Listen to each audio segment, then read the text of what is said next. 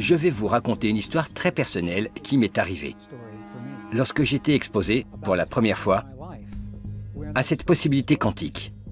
Un ami indigène m'a appelé. Il m'a demandé si je voulais le rejoindre pour une prière de la pluie, dans un endroit très particulier. Début des années 90, le désert du sud-ouest des États-Unis faisait face à une des pires sécheresses de toute l'histoire. David s'est assis avec moi sur la terre.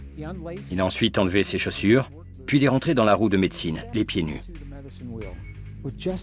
Et là, il a fermé les yeux.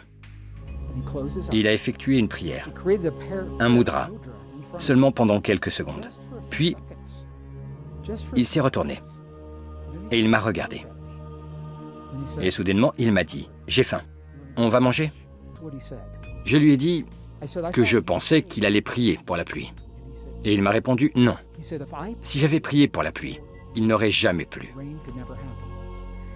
Car dès que nous demandons qu'il se produise quelque chose dans le monde, l'acte de demander signifie que cette chose n'existe pas dans le moment précis. J'invite tout le monde à bien réfléchir à tout cela. De cette façon, nous confirmons au champ quantique que cette chose même qu'on aimerait changer n'existe pas. J'espère que c'est assez clair. Pour rappeler les épisodes précédents, la fonction du champ quantique est de contenir toute chose. C'est le pont entre nous et le monde, entre l'intérieur et l'extérieur. Et il reflète dans le monde ce que nous croyons vrai dans nos cœurs. C'est parfaitement logique quand on y pense, car dès lors qu'on prie pour qu'il pleuve, comme je pensais qu'allait le faire mon ami David, le chant ne répond pas. S'il avait prié en ce but, le chant aurait alors interprété que David ne souhaitait pas de pluie, car la pluie n'existait pas. Je l'ai alors regardé et je lui ai demandé, « Si tu n'es pas en train de prier pour la pluie, alors que viens-tu de faire ?» Lorsque j'ai fermé les yeux, j'avais la sensation que la pluie était déjà tombée.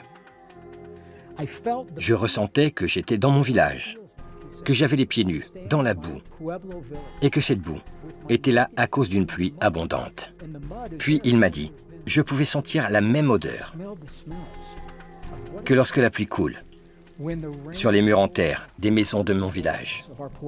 Il me l'a dit. Il a dit, j'ai aussi ressenti la sensation de lorsque je marche dans des champs de maïs et qu'il touche mon torse nu.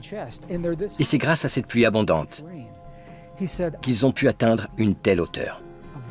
J'ai ressenti la sensation que mes prières avaient déjà été entendues et avaient été réalisées. Puis j'ai remercié l'univers pour tout ce qui s'était déjà produit. Il m'a dit, pendant ces quelques secondes, j'ai ressenti tout ça et j'ai remercié la pluie qui était déjà tombée. Il y a une différence énorme entre travailler pour obtenir un résultat et agir comme si ce résultat était déjà là. J'invite tout le monde à méditer là-dessus.